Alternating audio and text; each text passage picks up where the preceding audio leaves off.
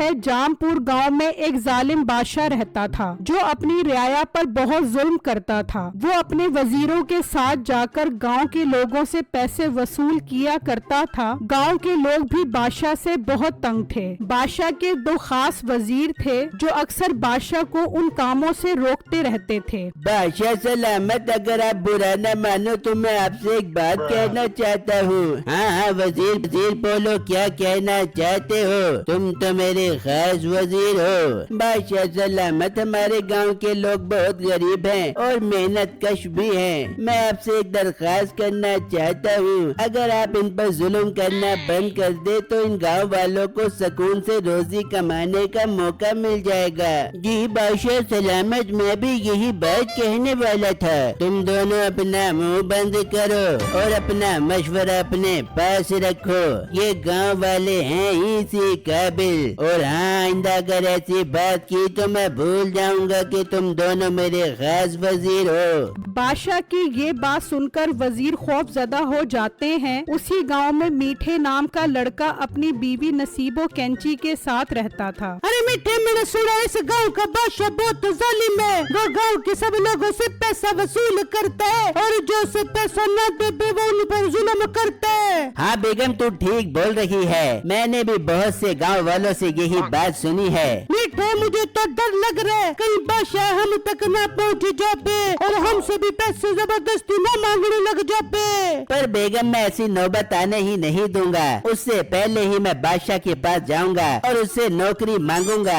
کہ میں آپ کو گاؤں والوں سے پیسے وصول کر کے دوں گا۔ ہاں میٹھے، پھر تو بادشاہ بھاگ کر تجھے کام پہ رکھ لے گا۔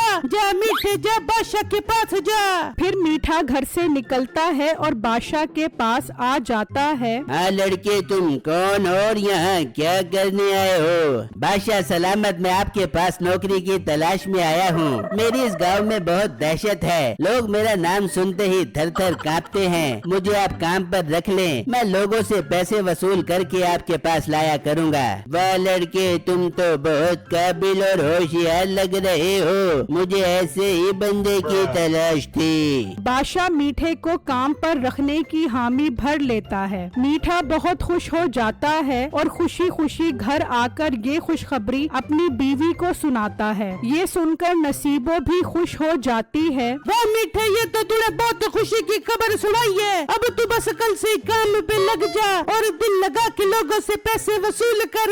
بیگم بس تو دیکھتی جا میں کیسے لوگوں کو دھمکا کر ان سے پیسے وصول کرتا ہوں۔ میٹھے، ویسے میرے ذہن میں ایک بہت کمال کا آئیڈیا ہے۔ دیکھ میٹھے، جب تو بادشاہ کا نام لے کے لوگوں سے بھتہ لے گا تو گاؤں کے لوگ ڈر کر تجھے فوراً پیسے دے دیں گے۔ بیگم تو کہنا کیا چاہ رہی ہے؟ صاف صاف بول۔ میٹھے، تجھے جو بھتہ ملے گا آدھے پیسے ہم رکھ لے گے اور آدھے بادشاہ کو دے دیں گے۔ نصیبو کی یہ بات میٹھے کو بہت پسند آتی ہے۔ پھر اگلا دن ہوتا ہے اور میٹھا ایک دکان پر آتا ہے۔ چل میرا پت، اس مہینے کا بھتہ نکال، اگر ذرا بھی چوچا کی تو تیری خیر نہیں۔ پر بھائی تم کون ہو اور اتنی بدماشی کیوں دکھا رہے ہو؟ میں بادشاہ کا نیا ملازم ہوں، بادشاہ نے مجھے اس مہینے بھتہ لینے کے لیے بھیجا ہے۔ وہ دکاندار ڈر جاتا ہے اور میٹھے کو پیسے دے دیتا ہے۔ میٹھا وہاں سے چلا جاتا ہے اور گھر آ کر آدھے پیسے نصیبو کے پاس رکھوا دیتا ہے اور آدھے پیسے لے کر بادشاہ کے پاس آ جاتا ہے اور بادشاہ کو پیسے دے دیتا ہے۔ بادشاہ پیسے لے کر بہت خوش ہو جاتا ہے۔ واہ لڑکے، تم نے تو دل خوش کر دیا، آج سے تمہاری ملازمت پکی۔ جبکہ دوسری طرف اسی گاؤں میں بٹو نام کا لڑکا اپنی فیملی کے ساتھ رہتا تھا۔ ابو، میں تو بادشاہ سے بہت تنگ ہوں، اس نے میرا جینا حرام کیا ہوا ہے۔ آئے دن کوئی نہ کوئی بادشاہ کا ملازم بھتہ مانگنے آ جاتا ہے۔ بیٹا بادشاہ بہت ظالم ہے، اگر وہ بھتہ مانگے تو اسے دے دیا کر۔ پر بیگم اور ابو، اگر میں نے انہیں بھتہ دے دیا تو بہت نقصان ہوگا، اس طرح देना तो मेरा सारा मुनाफा वही ले जाएंगे। खैर आप लोग परेशान मत हो, मैं सब संभाल लूंगा। फिर अगला दिन होता है, बिट्टू अपनी परचून की दुकान पर होता है तो मीठा उसकी दुकान पर आता है। मोटे, अब से मैं बादशाह का मुलाजिम हूँ, चुप करके इस महीने का भत्ता दे। ओ हेलो, मुझसे ज्यादा ड्रामेबाजी मत करो, मुझे पता है आप कोई बादशाह के मुलाजिम नहीं हो। चलो चुप करके यहाँ से निकलो, वरना मैं गाँव वालों को इकट्ठा कर लूंगा। बिट्टू उसे पैसे नहीं देता। मीठा गुस्से में वहाँ से चला जाता है और बादशाह को बिट्टू की सारी बातें बताता है। बादशाह को बहुत गुस्सा आता है। उस लड़के की इतनी हिम्मत कि उसने पैसे देने से इनकार कर दिया, उसको तो अब सबक सिखाना पड़ेगा। फिर बादशाह मीठे और अपने वजीर के साथ बिट्टू की दुकान पर आता है। ओ लड़के, तेरी इतनी हिम्मत, तूने मेरे बंदे को भत्ता देने से इनकार किया, तुझे अब ऐसा सबक सिखाऊंगा कि तू याद करेगा। बादशाह सलामत, मैं इसे बार बार यही बोल रहा था कि मैं बादशाह का नया मुलाजिम हूँ, पर ये यकीन ही नहीं कर रहा था। हाँ मोटे, अब यकीन आ गया। चल शाबाश, चुप करके भत्ता निकाल। बिट्टू फिर भी भत्ता देने से इनकार कर देता है, जिस पर बादशाह को बहुत गुस्सा आता है और वो अपने वजीरों से बिट्टू की खूब पिटाई करवाता है और उसकी दुकान बंद करवा देता है। बिट्टू उदास होकर घर आ जाता है। बिट्टू जी क्या हुआ, आप इतना परेशान क्यों लग रहे हो? फिर बिट्टू उन्हें सारी बातें बताता है, जिसे सुनकर वो बहुत परेशान हो जाते हैं। बिट्टू बेटा, तू परेशान मत हो, इस जालिम बादशाह को एक दिन जरूर इसके किए की सजा मिलेगी। इस तरह कई दिन गुजर जाते हैं। एक दिन बादशाह अपने वजीरों को कहता है, मेरे वजीर, मैं कई दिनों से नोट कर रहा हूँ, मीठा जो पैसे ला कर देता है वो मुझे कम लग रहे हैं। तुम लोग एक काम करो, उस पर नजर रखो। फिर उसके वजीर चले जाते हैं और मीठे के घर छुप जाते हैं। अरे बेगम, तेरा आइडिया क्या कमाल का निकला। इस तरह अगर हम भत्ते के आधे पैसे अपने पास रखेंगे तो एक दिन हम बादशाह से ज्यादा अमीर हो जाएंगे। हाँ मीठे, तो ठीक बोल रहे। वजीर छुपे सारी बातें सुन रहे होते हैं। फिर मीठा वो आधे पैसे लेकर घर से निकलता है और बादशाह के पास आता है। बादशाह सलामत, आज तो मेरी दुकानदार से लड़ाई होते होते बच गई। वो भत्ता ही नहीं दे रहा था, लेकिन जब मैंने आपका नाम लिया तो वो थर थर कांपने लगा और चुप करके पैसे निकाल दिए और ये पैसे लेकर मैं आपकी खिदमत में हाजिर हो गया हूँ। इतनी देर में वजीर भी आ जाते हैं। बादशाह सलामत, आपका शक बिल्कुल ठीक था, मीठा एक नंबर का बराडिया है। ये आधे पैसे अपने पास रखता है और आधे आपको लाकर देता है। ये बात सुनकर बादशाह को बहुत गुस्सा आता है और वो मीठे की खूब पिटाई करवाता है और उसे काम से निकाल देता है। मीठा घर आकर नसीबो को सारी बातें बताता है। नसीबो गुस्से में बोलती है, मीठे, ये बादशाह के बच्चे ने तेरी पिटाई करके अच्छा नहीं किया।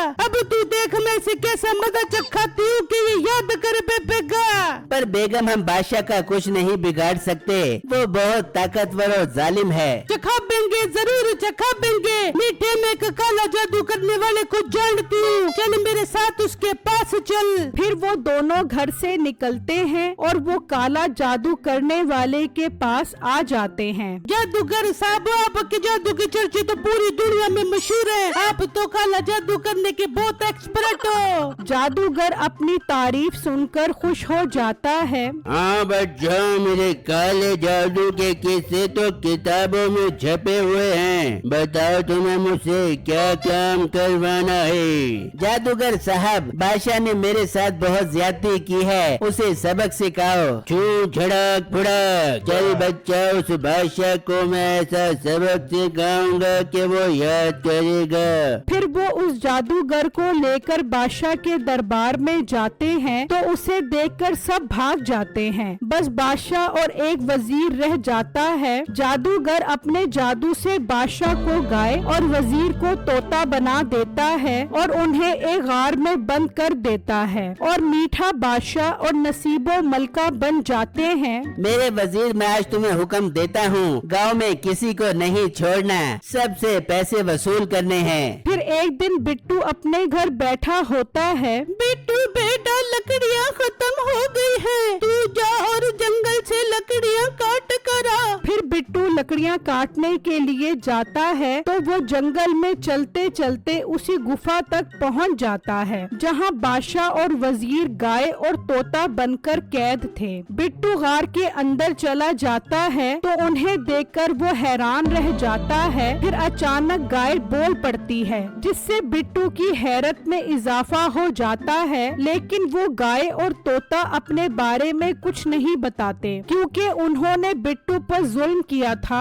उन्हें डर था कि वो नुकसान न पहुंचा दे। लड़के, तुम्हारा नाम बिट्टू है और मैं तुम्हें बहुत अच्छी तरह जानता हूँ। पर गाय आप मुझे कैसे जानती हो? मैं भी तुम्हारी तरह इंसान था, पर एक जादूगर ने हमें ऐसा बना दिया है। ओहो, ये तो बहुत बुरा हुआ आप लोगों के साथ। मुझे बताओ मैं आपकी क्या मदद कर सकता हूँ? तुम्हारे गांव में बादशाह का दरबार है, उसके बाहर एक कुआं है, उसमें एक जादुई लाठी है, वो ले आओ, मैं तुम्हें माला माल कर दूंगा। पर गाय वो लाठी वहाँ किसने रखी और आप उस लाठी का क्या करोगे? तुम बस वो लाठी ले आओ, आगे की बातें तुम्हें पता चल जाएंगी, क्योंकि हम इस गुफा से बाहर नहीं निकल सकते, अगर निकले तो जल जाएंगे।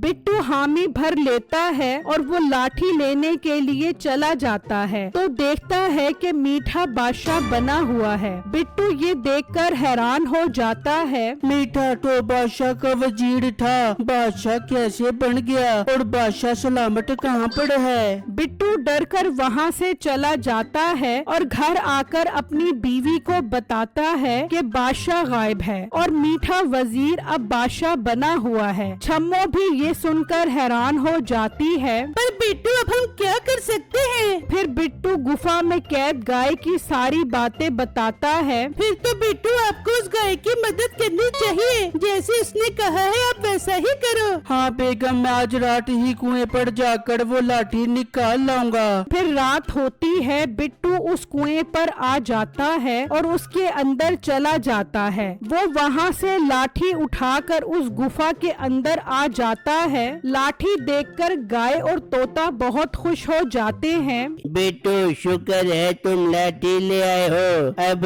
तुम ये लाठी मुझे मारो। बिट्टू जैसे ही वो लाठी मारता है तो वो गाय बादशाह बन जाती है। बिट्टू बहुत खुश हो जाता है। फिर बादशाह उसे सारी बात बताता है जिसे बिट्टू हैरत से खड़ा सुन रहा होता है। बादशाह सलामत की लाठी मुझे भी मारो ताकि मैं अपनी असली हालत में आ जाऊं। फिर बिट्टू तोते को लाठी मारता है तो वो वजीर बन जाता है। बादशाह बिट्टू से माफी मांगता है और वो मीठे से इंतकाम लेने का प्लान बनाते हैं। फिर बादशाह अपने पुरखों की लाठी से जादूगर मीठे और नसीबों को बंदर बना देता है और उन्हें उसी गुफा में कैद कर देता है। और फिर बादशाह और वजीर सब गांव वालों से माफी मांगते हैं। बादशाह अब बहुत रहमदिल इंसान बन जाता है।